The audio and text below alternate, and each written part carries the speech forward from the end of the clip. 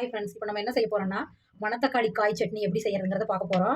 அதுக்கு வந்து கடாயில் கொஞ்சம் எண்ணெய் விட்டுக்கலாம், கொஞ்சம் நிறைய விட்டுக்கலாம். அது கூட வந்து கொஞ்சம் கடலைப்பருப்பு போட்டுக்கலாம், உளுந்தம்பருப்பு கொஞ்சம் போட்டுக்கலாம், மல்லி சீரகம் கொஞ்சம் போட்டுக்கலாம், 4 வரமிளகா போட்டுக்கலாம், நல்லா கிளறி விட்டுக்கலாம்.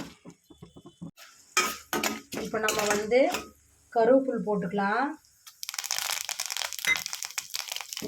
நல்லா கிளறி விட்டுக்கலாம்.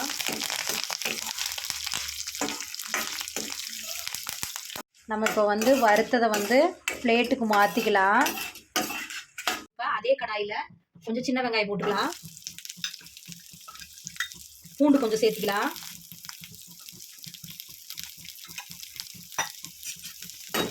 நல்லா வதக்கி விட்டுக்கலாம். வெங்காயம் நல்லா வதங்கிருச்சு. இப்போ நம்ம வந்து எடுத்து வச்சிருக்கிற மணத்தக்காளி காயை வந்து சேர்த்துக்கலாம், நல்லா வதக்கி விட்டுக்கலாம். நல்லா வதக்கணும்.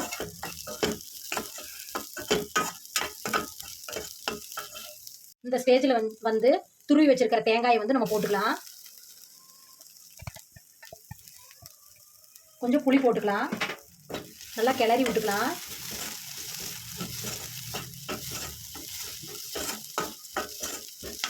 இப்போ நம்ம வந்து ஆல்ரெடி வந்து வறுத்து வச்சிருக்கிறத நம்ம சேர்த்திக்கலாம். இது கூடவே சேர்த்திட்டு நல்லா கிளறி விட்டுக்கலாம். கிளறி விட்டு ஆற வச்சு ஜாரில் போட்டு அரைச்சி எடுத்துக்கலாங்க.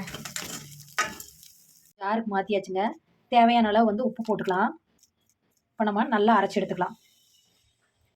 ஓகே ஃப்ரெண்ட்ஸ், இப்போ மணத்தக்காளி காய் சட்னி வந்து ரெடி ஆயிடுச்சு. இது வந்து தோசை, இட்லி, சப்பாத்தி எல்லாத்துக்குமே நம்ம வச்சு சாப்பிட்டுக்கலாம். இதே மாதிரி நீங்களும் ட்ரை பண்ணி பாருங்கள். ரொம்ப நல்ல ரெசிபி. பிடிச்சிருந்தா லைக் பண்ணுங்கள், ஷேர் பண்ணுங்கள், கமெண்ட் பண்ணுங்கள். ஓகே, பாய்.